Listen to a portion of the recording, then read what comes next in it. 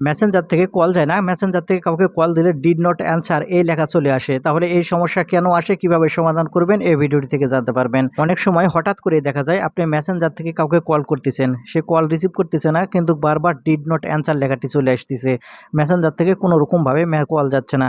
এরকম সমস্যা যদি আপনার কখনো হয়ে থাকে, কিভাবে সমাধান করবেন চলুন সেটাই দেখিয়ে দিই। তো মূল ভিডিওতে যাওয়ার আগে আপনার কাছে ছোট্ট একটা রিকোয়েস্ট করবো, শুধু ভিডিওটিতে একটা লাইক দিয়ে দেবেন আর ভিডিওটি শেয়ার করে রাখবেন, প্রয়োজনে কাজে আসবে। তাহলে চলুন সম্পূর্ণ ভিডিওটি দেখতে থাকুন। মেসেঞ্জার থেকে কল যাচ্ছে না, ডিড নট অ্যানসার লেখা আসতেছে, এটার কীভাবে সমাধান করবেন। তো সেজন্য আপনারা সর্বপ্রথম যে কাজটি করবেন, আপনাদের যে মেসেঞ্জার অ্যাপ্লিকেশনটি আছে, মেসেঞ্জার অ্যাপ্লিকেশনটি আপনাকে আপডেট করে নিতে হবে। সেজন্য আপনারা গুগল প্লে স্টোরে গিয়ে আপনাদের এই মেসেঞ্জার অ্যাপ্লিকেশনটি আপডেট করে নেবেন। মেসেঞ্জার অ্যাপ্লিকেশনটি আপডেট করা হয়ে গেলে আপনারা যে কাজটি করবেন, ফোনের সেটিংস ওপেন করবেন। এখন এখান থেকে ফোনের সেটিংস যখন ওপেন করবেন, আপনাকে এরকম ইন্টারফেসে নিয়ে আসবে। এখন এখান থেকে আপনার ফোনের অ্যাপস অথবা অ্যাপস অ্যান্ড নোটিফিকেশান অথবা অ্যাপ ম্যানেজমেন্ট অপশান খুঁজে বের করবেন। যেখানেই থাক আপনারা অ্যাপ অ্যান্ড নোটিফিকেশান বা অ্যাপ ম্যানেজমেন্ট এই অপশানটি খুঁজে বের করার পর ওপেন করবেন। তাহলে এখানে আপনার যত অ্যাপ্লিকেশান আছে সবগুলো দেখতে পাবেন, অথবা আপনার ফোনের সি অল অ্যাপস আসবে, এখানে ক্লিক করবেন। তাহলে আপনার ফোনের যতগুলো অ্যাপ্লিকেশান আছে সবগুলো এখান থেকে ওপেন হবে। দেখতে পাচ্ছেন এখানে যত অ্যাপ্লিকেশান আছে সবগুলো কিন্তু ওপেন হচ্ছে। এখন আপনার যে কাজটি করবেন, এখান থেকে স্ক্রল করে নিচের দিকে চলে আসবেন। এখন এখান থেকে স্ক্রল করে নিচের দিকে চলে আসলে এখানে আপনারা ভালো করে লক্ষ্য করলে দেখতে পাবেন মেসেঞ্জার। আপনারা এখান থেকে মেসেঞ্জারটি ওপেন করবেন। মেসেঞ্জার ওপেন করার পর এখান থেকে মোবাইল ডেটা অ্যান্ড ওয়াইফাই এটা ওপেন করবেন। করলে এখান থেকে ব্যাকগ্রাউন্ড ডেটা এই অ্যানেবল বাটন যদি আপনার অফ থাকে অন করবেন, কারণ ব্যাকগ্রাউন্ড ডেটা যদি কাজ না করে তাহলে মেসেঞ্জারের বিভিন্ন সমস্যা দেখা দেবে, সেই জন্য এটা অবশ্যই অন করে দেবেন।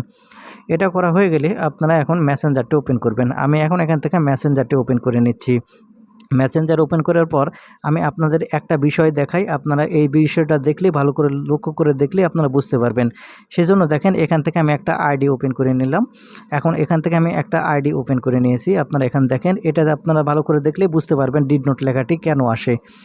আমি এখান থেকে একটা আইডি ওপেন করে নিলাম। তারপরে নিচে আসার পরে এখান থেকে আমি এখান থেকে রিস্টেক করে দিলাম।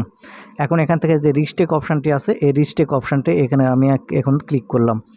এখন যখন এখান থেকে আমি রিস্টেক করে দিলাম, রিস্টেক করে দেওয়ার সাথে সাথে দেখা যাবে কি, এখন এই আইডি থেকে যদি আমাকে কল দেয় ডিড নট অ্যানসার লেখা দেখাবে। অর্থাৎ যতবারই কল করবে ওই আইডি থেকে আমাকে, কারণ এখানে আমি রিস্টেক করে রেখেছি, যতক্ষণ ওই আইডি আমাকে কল করবে বারবার ডিড নট অ্যানসার দেখাবে। ঠিক সেম জিনিস, আপনি যাকে কল করতেছেন ডিড নট অ্যানসার দেখাচ্ছে, অর্থাৎ আপনাকে সে রিস্টেক করে রেখেছে, সেই জন্য কিন্তু ডিড নট অ্যানসার লেখা দেখাচ্ছে। এটা আপনার সমস্যা নয়, যাকে আপনি কল করতেছেন তার মেসেঞ্জারের সমস্যা। তাকে অন্য কোনোভাবে আপনি যোগাযোগ করবেন, করার পর আপনি তাকে আনরিস্টেক করতে বলবেন।